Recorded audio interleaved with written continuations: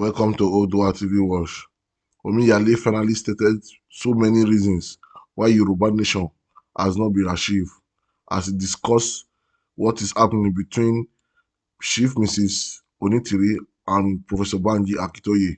The reason why the clash is going on between them. Let's hear from him. Kí Olúwa kó bùkún orílẹ̀-èdè mi. Orílẹ̀-èdè wo là ń sọ̀rọ̀ nípa ẹ̀? À ń sọ̀rọ̀ nípa orílẹ̀-èdè Yoruba Nation. Èyí tí èmi àti ẹ̀yin tí gbogbo wa tá ń làkàkà wípé kí Ọlọ́run Olódùmarè kó ṣe kíni, kó gbé wa wọ inú ẹ̀ láyọ̀ pẹ̀lú àlàáfíà. Lóòótọ́, a rí kùdìẹ̀kudiẹ, a dẹ̀ rí ìdènà ní àwọn ìrìn àjò tá a rìn léyìí tó ṣokùnfà àìtètè débi tá à ń lọ lójú ọjọ́. I'm not here to trade blame on anybody, but I'm here láti jẹ́ kí àwọn aṣíwájú wa mọ̀ pé àwọn ló kó bá wa. Láti jẹ́ kí wọ́n mọ̀ pé àìṣọ̀kan, àìní ìfọwọ́sowọ́pọ̀ pẹ̀lú ara wọn, àìbára wọn rin ìrìn àjò gẹ́gẹ́ bó ṣe yẹ kí wọ́n rìn, ni ló sì ń fa ìdènà fún ìran Yorùbá dìsìn. Èmi jù ọ́, ìwọ ò jù mí. Ó ti wọ́pọ̀ jù láàrin ìran Yorùbá àti àwọn mídíà kan tó jẹ́ wípé wọ́n yàtọ̀ gédégbé sí ọ̀bàyéjẹ́ ẹ̀dá. Ọ̀gbọ́tẹnu eku rò fẹ́yẹ, ọ̀gbọ́tẹnu ẹyẹ rò fẹ́ku. A wá fi ọ̀pọ̀ yín ṣe aṣojú fọ́mọ ẹyẹ, ẹ̀ ń gbàbọ̀dè fọ́mọ eku. Àgbàwọ̀ ọ̀rọ̀ Yorùbá mọ sọ fún yín yẹn o. Ẹ jáṣojú fọ́mọ ẹyẹ, ẹ̀ ń gbàbọ̀dè fọ́mọ eku. Lẹ́ẹ̀kan sí mo kí gbogbo ẹ̀yin al-ulama warasatul anbiya, ẹ̀yin àfá Ọlọ́run tó hàn àti èyí tó pamọ́. Pásítọ̀, wòlíì, rẹ́fẹ́rẹ́ndì, bíṣọ̀pù nínú ìjọ àgùdà, ìjọ mímọ́, ìjọ onírìbọmi, mo kí yín o. Mo wá kẹ́yìn ìyá mi, bàbá mi nínú ẹ̀sìn kẹ̀ẹ̀sìn tá a bá láyé. Ewé a máa jẹ́, egbò a máa jẹ́, àní ṣe wéjá, àní ṣe gbòwà.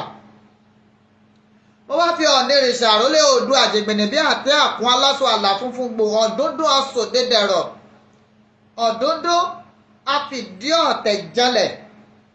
Mo fi kí gbogbo ládéládé lóyè pátápátá láì yọ ẹnìkan sí. Mo wá kí gbogbo ọmọ Yorùbá nílé lóko àti lẹ́yìn odi wípé a kú bójú ọjọ́ ṣe rí, bẹ́ẹ̀ adẹ̀kú jọ́ méjì jọ́ mẹ́ta. Èmi nígbàgbọ́ pé a dé ilẹ̀ ìlérí bọ́pẹ́ bóyá. Ó ń sọmọ olókùú bẹ́ẹ̀ ni o. Kò pọ́síbù kọ́mọ olókùú ó ní á sìn mọ́ ìyá àwọn láéláé. Kò ṣeé ṣe. Bó ti léwu kí ìjì ó jà tó, á borí. Bó ti léwu kí kùdìẹ̀kudiẹ, kí akùdé kọ́ bá ìrìn àjò wa yìí tó. Èmi ní ìgbàgbọ́, mo dẹ̀ gba Ọlọ́run gbọ́ pé á délẹ̀ lérí. Àbáríkà àwọn tọ́lọ́ ń kólé ayé lé lọ́wọ́. Amẹ́yìn bàbá wa, ẹ ṣẹ̀ wá lọ́nà tó pọ̀. Ẹ ṣẹ̀ wá gan-an. Torí bá wí, á kú. Bá a sì wí náà, ọ̀run lálọ. Àmọ́ kò wá dáa ká máa wọ ọ̀run sùnsùnsùn bí ẹni tí ò ní kú mọ́. Gbàdàmọ́sí Michael, gbogbo ohun tó ní pátánú ọdún tuntun tá a wà yìí ni ó di nǹkan ìbànújẹ́ fún ọ. Eléyìí tí mo wá tí mo bóde yìí, tèpètèpè ní ìwọ lórí burúkú ọmọ Tinubu kan àbọ̀ ọjọ́mọ ẹgbẹ́ APC tó bá wá sórí ìkànnì mi tó ń lọ sọ jẹ́gàjẹ́gà gbogbo tó jápò dùnú rẹ pátápátá ni ó bàjẹ́ bó o bá bí gba ọmọ Gbàdàmọ́sí Michael kò ní kù kan àbáríkà àwọn tó lọ ń kólé ayé lọ bọ́lọ́sàn bá ní ó dáa fún wa láàárọ̀ ò lè jẹ́ ó dáa fún ọ ẹbí rẹ sì kọ́ bí ọ̀sẹ̀ bí àwọn àgbààgbà wa tá à ń finúkonú ká fikùn lukùn ká fọwọ́sowọ́pọ̀ ká tètè mú wa kúrò nínú oko ẹrú tá a wà yìí ìlọ́jẹ́rù rẹ Gbàdàmọ́sí Michael kọ́ máa wí kótókótó bẹ́ẹ̀ bá wí rádaràdá lórí ìkànnì yìí ó ń tọ́ ó ṣòfò tọmọtọmọ ni torí pé kí ni ìyí tí ń pa àwa kan lẹ́kún lẹ́yìn fi ń ṣòṣì lẹ́ fi ń yọ̀ ọ̀pọ̀ nǹkan sì ti lọ alẹ́ yìí kọ́ ní yànnàná ọ̀pọ̀ ọ̀rọ̀ alẹ́ yìí kọ́ but I'm putting the blame on the leadership of Yoruba Nation irrespective of anybody bógiri wa ọ̀bá lánú wàláhì aláǹgbá ò lè wọbẹ̀ ògiri wa lánú aláǹgbá wa kó sí ìyá Onítìrí ń ṣe tiwọn lọ́tọ̀ bàbá wa Professor Banji Akíntóyè wọ́n ń ṣe tiwọn lọ́tọ̀ ọ̀pọ̀ èèyàn náà kà wá kún ẹni tí ò tiẹ̀ mọ̀ ń tà ń ṣe àmọ́ àsìkò ọ̀rọ̀ tí máa analyze gbogbo nǹkan ó ti ń tó bọ̀ gbogbo ọ̀nà tẹ́dà máa ń wá láti wá peace láyé la fi wá peace láàrin bàbá wa Professor Banji Akíntóyè àti ìyá wa Onítìrí débi pé a fún wọn ní ultimatum 7 days ẹ̀dá kan ò sì gá gòǹgò kó gajọ lọ́nlọ́ kò sí bó ṣe fẹ́ rí tẹ́dà bá wà téèyàn bá nínú re tí ó bá níwà re inú re tó ní a máa bà wá re jẹ́ téèyàn bá wà tó nínú re tí ò níwà re ìwà re tó ní yóò bà inú re tó ní jẹ́ kò sí nǹkan kan tó dáa tó ká lo ìfẹ́ àti ìṣọ̀kan àìlo ìfẹ́ òun ìṣọ̀kan ni ló bá wa débi tá a dé Yorùbá kí ló dé tí èpo ẹ̀gúsí fẹ́ wá di ohun àìjírí mọ́ apá ẹ̀gúsí alọ ẹ̀gúsí afẹ̀gúsí sebẹ̀ afi ẹ̀gúsí afi jẹyán afi jàmàlà funfun afẹ̀gúsí jẹ̀bà èpo tá a wá bó lára ẹ̀gúsí tá a ti gbàgbé wípé bóyá ààrẹ ti mọ́ bí ara ẹ̀gúsí ara èpo yìí ìlà ti mú ń tọ́ dáa tá ń jẹ àwa mú èpo yẹn àwa sọ di ohun àìjírí mọ́ Yorùbá ìwà táwọn hù nìyẹn ọ̀pọ̀ èèyàn ló gbé mi ṣépè nígbà tí mo sọ̀rọ̀ lórí declaration ìyá wa Onítìrí wípé bó ti yẹ kó lọ bó ti yẹ kó lọ bó ti yẹ kó lọ rèé àìrìnpa ejò wọ́n máa ń kóyà jẹ ejò ni bọ́ká bá síwájú tí paramọ́lẹ̀ tẹ̀lé tí òjò là ń wọ́ turururu bọ̀ lẹ́yìn ta ló tó ta lọ máa dárìhun náà tí ó fojú ko tí ó kojú afàyàfà lọ́nà àmọ́ àwọn tó yí gbogbo àwọn olórí wa ìka ọ̀pọ̀ wọn ò sọ òótọ́ ọ̀rọ̀ ọ̀pọ̀ wọn ò fẹ́ kí nǹkan lọ bó ti yẹ kó lọ torí pé kíni àwọn yẹn náà ń pè ní àríjẹ nídìí mọ̀dàrú èèyàn kan wò sùnsùnsùn ó polóyè Sunday Ìgbòho ní Sunday Kútọnu sótọ́ bẹ́ẹ̀ èmi a sì máa sọ pé Ọlọ́run ó san fóníkálukú gẹ́gẹ́ bí iṣẹ́ ọwọ́ ẹ̀ nínú Yorùbá Nation ẹ dájà alẹ́ láàrin lágbájá òǹtàmẹ̀dò tí a rí ibi tó bá wa dé Làkàṣègbè kò ní bá lámà ń ṣe tí a rí ibi tá a bá dé ṣe ẹ ti rí ibi tó dé a dẹ̀ pariwo a ké tata wípé ẹ má jẹ́ kí ní ọba lọ báyìí àmọ́ àwọn mídíà kan wọ́n mú avenue yẹn wọ́n sọ di cash out. Ìṣẹ́jú náà ń bọ́ta láti máa sọ òkò ọ̀rọ̀ sórí àpèrè tó ṣe Yorùbá Nation sílẹ̀. Bàbá mi tí ì ṣe tẹ́lẹ̀ tí àyànnà náà rọ̀, àmọ́ mo fẹ́ káwọn ọmọ Yorùbá máa rántí nǹkan kan wípé bónírèfín bá kọ̀ tí ọ̀fín gbá mọ́, èyí tó ti fílẹ̀ ò ní parun láéláé. Tá a bá bẹ̀rẹ̀ sí ní wo àṣìṣe bàbá wa Professor Banji Akíntóyè, tá à ń wo àṣìṣe wọn, sì jẹ́ a máa rántí ìjọ wọn ti ṣe dáadáa sẹ́yìn. Ká máa rántí ìjọ wọn ti ṣe dáadáa sẹ́yìn. Olóyè Sunday Ìgbòho tí ọ̀pọ̀ mídíà táwa bẹ̀rẹ̀ sí ní fẹnu àbùkù tẹ̀ báyìí. Tá a bá ní olóyè ní kùdìẹ̀kùdìẹ̀ síbì kan, èmi ò sọ pé wọ́n pé tán, mi sì ní ẹ̀dá kan pé 100%, Ọlọ́run nìkan lọ́ba tó pé. Àmọ́ ẹ máa rántí ìjọ ọ̀dágìrì là ń níran alágídí ọmọ. Ìgbà tó bá kóran Yorùbá ẹ̀ máa níran Sunday Ìgbòho. Ìgbà tí ìdágìrì Fúlàní dé, ẹ máa rántí pọ́mọ kan wà tí ń jẹ́ Sunday Adéyẹmọ Àdìsá Májàsọ́lá. Ọ̀wá yẹ kó rí báyìí lásìkò yìí. Ẹnu ọmọ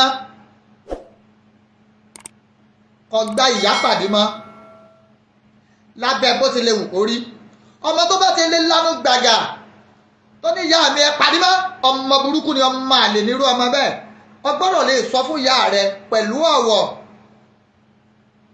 àti àpọ́nlé pé mọ́ mi ẹ jókòó dáadáa. Ìyẹn lẹ́ ní pé ọmọ ní ìbọ̀wọ̀ fágbà. Ẹ rí pé láti ìgbà tí ọ̀rọ̀ yìí ti bẹ̀rẹ̀, mo wo sàkún kí ló fẹ́ ṣẹlẹ̀. Ọ̀pọ̀ àwọn tó jó lólùfẹ́ mi tó jẹ́ bàbá mi, ìyá mi, wọ́n dọ̀tá mi lórí ọ̀rọ̀ ìyá Onítìrí wípé mi ò fún ìyá Onítìrí ní support. Kò rí bẹ́ẹ̀. Mi kì í sọmọ àlè. Èmi lọ́mọ Àbàdàn ní Olúyọ̀lé ìlú Ògúnmọ́lá olódògbò kẹ̀rí lójú ogun ọ̀pọ̀ ṣòkòtò kẹ̀mbẹ̀rẹ̀ bí ìjà. Èmi lọ́mọ agbọ́ sásá mọ̀sá, ọmọ agbọ́ yàyàmọ́yà.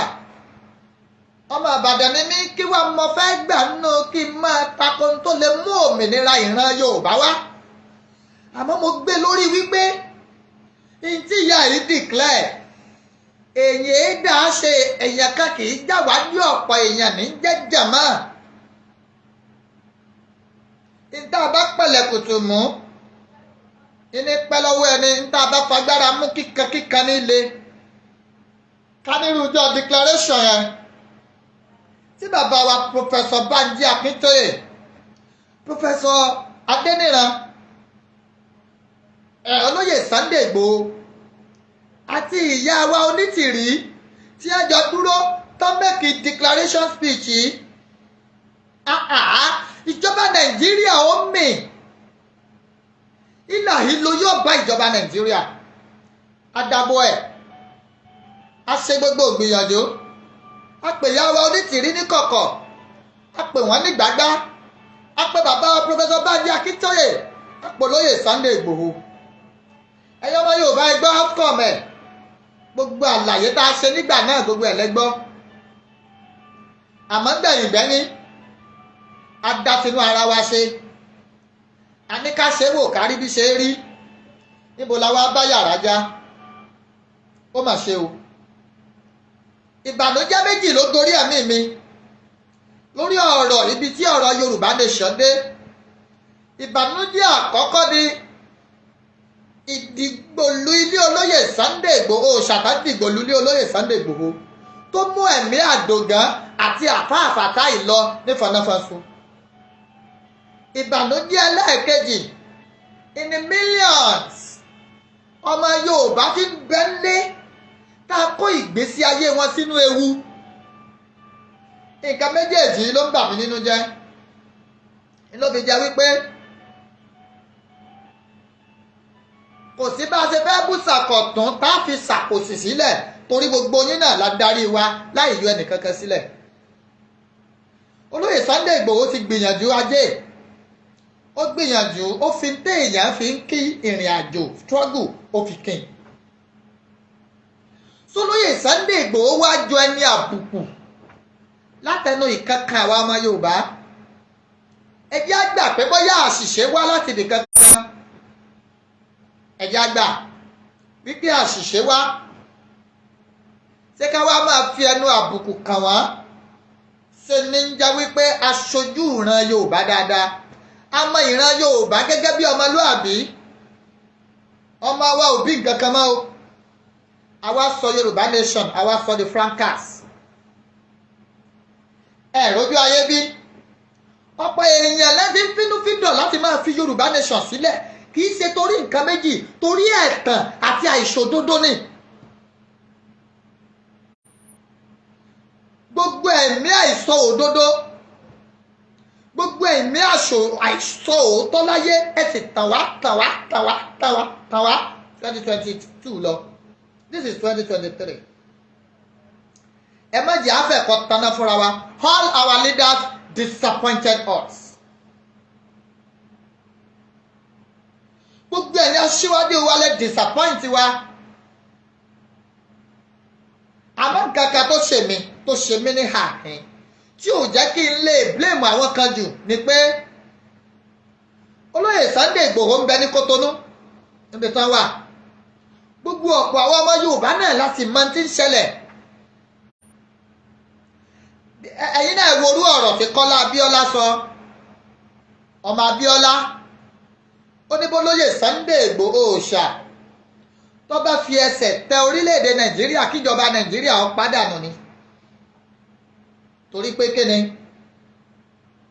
ó lóun rí tí olóyè ń ṣe gẹ́gẹ́ bí ìfẹ́ fi ipá gba ìjọba tí wọ́n ń pè ní treasoning.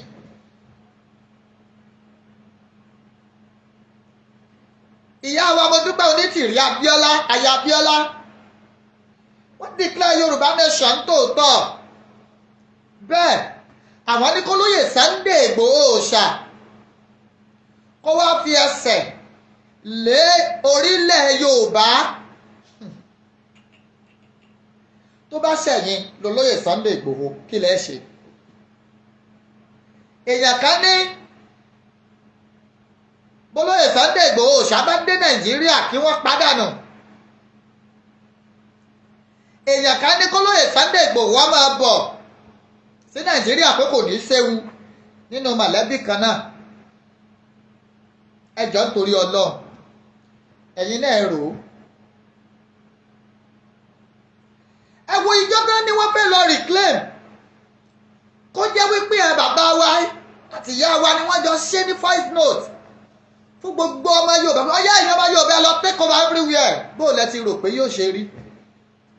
tá a bá dẹ̀ ní parọ́, tá a ní ṣèké, tá a ní parọ́, tá a ní ṣèké, ayé sì fẹ́ tó lóyè Sunday Ìgbòho nù struggle yìí. àmọ́ èmi máa ń sọ kíní kan pé bẹ́ni tí ń parọ́ fún òyàn, bẹ́ni tí ń parọ́ fún Obama, ẹni tí ń parọ́ fún òyàn mọ̀ pé irọ́ lòun ń pa. èèyàn méjì èsì pàdánù rọ́. gbogbo ẹ̀ ní ìsìn this is 2023 àbí this is 2023. ẹ jẹ́ á tètè mú ìrìn àjò wa lójú pọ̀nà. báwo làwọn bàbá Banji Akíntóyè, olóyè Sunday Ìgbòho, gbogbo wọn ṣe ń rìn tẹ́lẹ̀? ẹ jẹ́ á wá kọ́ tó mọ́ra, ká kó sì mọ́ra, ká pe bàbá wa Ìbà Gani Adams náà, ká wá rin ìrìn padà lójú paálí. mo dúpẹ́ fún àsìkò tẹ́ ẹ fún mi láti wí kótókòtó tí mo fẹ́ wí. èmi ò ní kí mídíà kankan má fún mi lésì, bọ̀ tẹ́ ẹ bá fún mi lésì ní ọ̀nà tí ò dáa,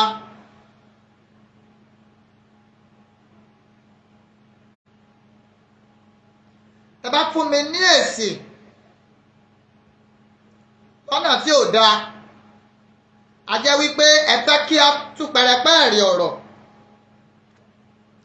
If you want to criticize me in a way I will appreciate. ẹ pè mí níjà ní ọ̀nà tá a fi wá ìrẹ́pọ̀ sí ìran Yorùbá ni, ní ọ̀nà tá a fi gba òmìnira ìran Yorùbá ni. ẹ má pè mí níjà pé ẹ fẹ́ gbèjà èèyàn kan o bọ́ọ̀ gbèjà àyà Onítìrí tó bú mi ọtẹ́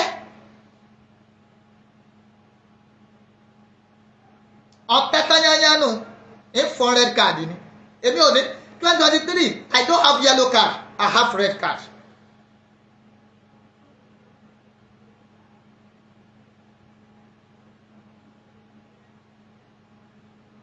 ẹ jọ̀ọ́ nítorí Ọlọ́run kí ìrẹ́pọ̀ ìyàwó Onítìrí ẹ má ṣe voice note kankan mọ́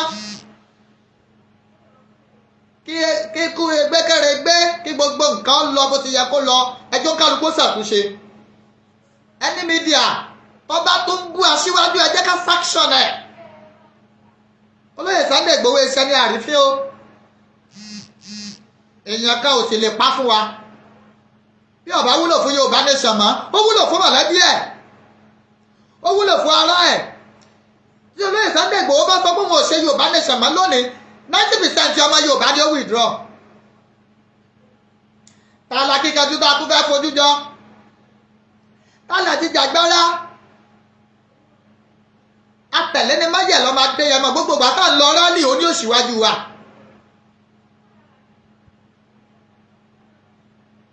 òní òṣìwájú wa àlọ́ rálì kó lóye Sunday Igboho ọgbẹ́yìn rí òní òṣìwájú mọ́tò rẹ̀ ní òṣìwájú sì ní àmọ́ ṣáájú òun kò gbójú pamọ́ ó gbójú síta kí wá ló fi dìsáàfù ká máa bú tẹ́bẹ́dẹ̀ ló ṣàṣìṣe láwọn ibìkan nobody is perfect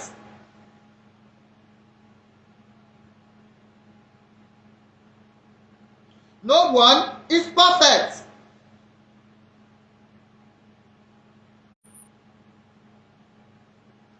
ẹ jẹ́ ká wá ọ̀nà àbáyọ